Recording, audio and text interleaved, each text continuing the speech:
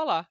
Dando continuidade à disciplina de ciências, vimos até agora o que é uma substância, o que é uma mistura, vimos também algumas propriedades químicas e físicas que toda substância ela pode passar, ou seja, todas as mudanças químicas e físicas que uma mistura pode passar.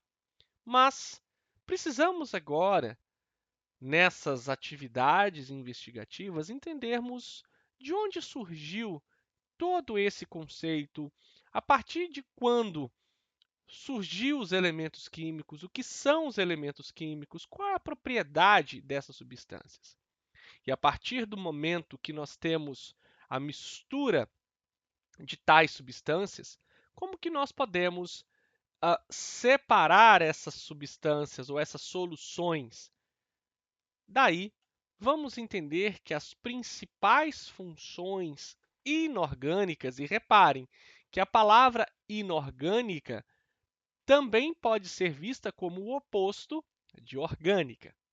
Para a gente saber diferenciar um pouquinho o que é orgânico, o que é inorgânico, basta lembrarmos que toda e qualquer substância que tiver carbono misturada a hidrogênio e a oxigênio é uma substância orgânica. E no nosso dia a dia, a gente tem vários exemplos disso.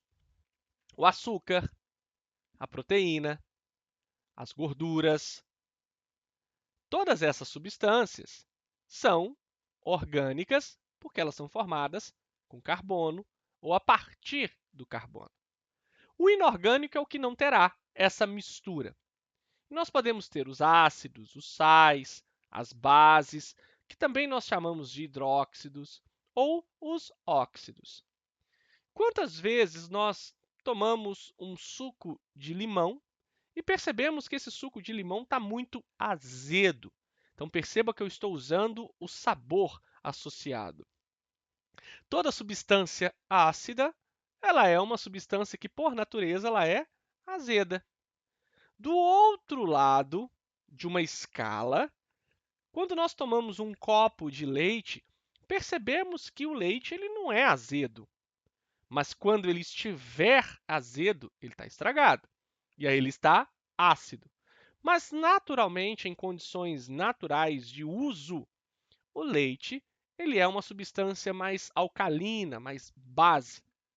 Essa é uma das formas de nós classificarmos esses elementos, como ácidos, sais, bases ou até mesmo como óxidos. Mas para isso, nós precisamos entender que tudo começa nesse modelo. Percebam que eu estou usando a palavra modelo. Nós, até o presente momento, em 2024, sabemos que toda e qualquer substância, elemento, ou todas as formas de vida existentes no planeta são formadas com base no átomo. Mas até o momento nós não vimos o átomo. Até porque, se nós tentássemos ver o átomo, que é uma estrutura extremamente nanoscópica, lembrem da nanotecnologia, nós iríamos acabar distorcendo essa estrutura do átomo. Então, criamos uma ideia de modelo. Então, o que é o modelo? É a ideia da mente de um pesquisador que tenta explicar como ele seria. Sabemos que o átomo é formado por três estruturas básicas. Existem mais? Sim, mas nós vamos nos ater apenas às três principais. Os elétrons, que possuem carga negativa, que ficam orbitando no entorno de uma outra estrutura chamada núcleo. O núcleo é formado por prótons, que possuem carga positiva, e nêutrons.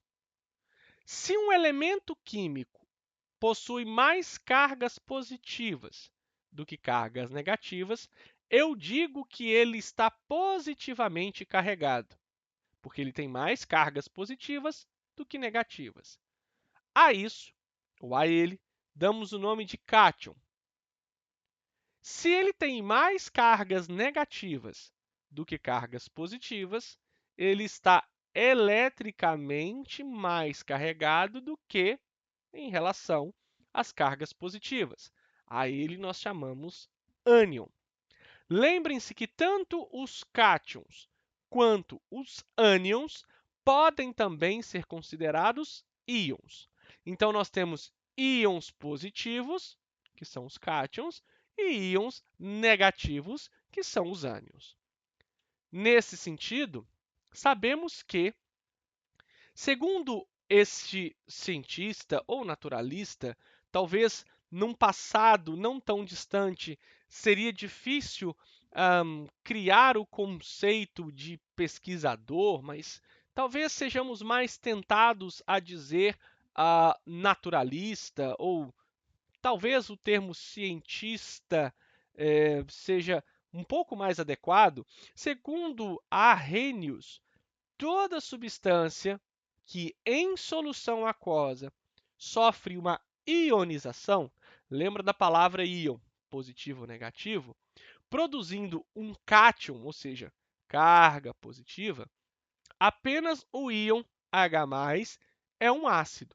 Ou seja, toda substância que for ácida, ela possui um número ou uma quantidade maior de átomos ou de íons de hidrogênio maior em relação à outra. Esta escala, que é a chamada escala de pH, em que o P é um percentual ou quantidade e H de hidrogênio, é uma escala que mostra para nós onde está algumas dessas características da solução. Lembrando que essa escala de pH ela vai de 0 a 14, sendo que a metade é 7. Os nossos fluidos corporais, eles vão tentar sempre estar caminhando para esse neutro, para pH 7. Obviamente, existem áreas do nosso corpo que são mais ácidas, existem mais áreas do nosso corpo que são mais alcalinas, mas sempre que nós acidificamos demais o nosso corpo, ele vai tentar compensar para o neutro. Sempre que alcalinizamos o nosso organismo, ele vai tentar voltar para o pH neutro. A bateria que nós usamos no celular, as pilhas, elas são muito ácidas. Então, elas têm ali o pH 0. O nosso estômago, quando nós estamos ali digerindo um alimento, ele está no pH 1, ou seja, o nosso estômago ele é extremamente ácido. Mas por que o nosso estômago ele não se digere? Ele se autodigere? Porque o nosso estômago possui uma película protetora, um muco protetor, que protege a musculatura contra a ação do ácido estomacal. Quando nós temos uma alimentação um pouco prejudicial ou determinados tipos de alimento que acidificam demais o nosso estômago, essa película, essa proteção começa a ser digerida e o ácido começa a tocar o músculo do estômago, criando dor no estômago, aquela azia, aquela queimação, que, se não tratada, pode gerar um problema grave, como, por exemplo, a úlcera. O limão, pH 2, o vinagre, pH 3, tomate, 4, o café, pH 5, o leite, como eu disse, ele está próximo ao neutro, próximo a já a escala alcalina, mas ele ainda tem em alguma composição uma composição mais ácida. O alvejante, a água sanitária, está lá no espectro 13, 14. O sabão, pH 12. Geralmente, nós usamos alguns produtos de higiene neutro, que é para não mudar o pH do nosso corpo.